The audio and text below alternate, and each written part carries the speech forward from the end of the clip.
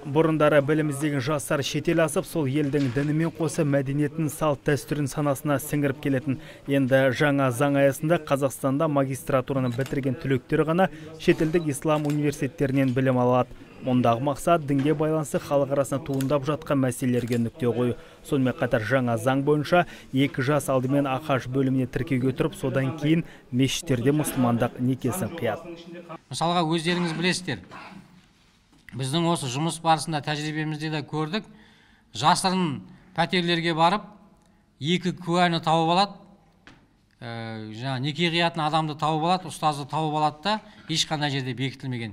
Некесін қиятта, кейін ажырасып кеткен кезде, ол келіншек, әйел, қыз бала өзінің сонымен некелескенін, дүниеге келген бала соның баласы екенін, алимент алғысы келсе, алимент алатынын дәлелдей алмай қалады. Неге? Өйткені қолында құжаты жоқ. Осылайша заңсыз некеге тұру, шетелге шығып діни білім алу, халық арасында үгіт насихат жүргізіп, жат ағымды таратуға тыйым салу мәселелері күн тәртібінде қаралды.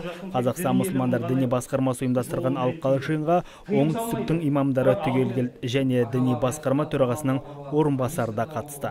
Енді жаңалық деген нәрсе қашанда бұл қоғамда бір түсініспеушілік тудыруы мүмкін. Немесе оның маманы болмағаннан кейін әркім оны алып қашып басқа жағынан түсіндіріп отырып, қоғамда әртүрлі дүрбелең пікірлер тудыруы мүмкін. Сондықтан әр нәрсені маманы сөйлеген дұрыс.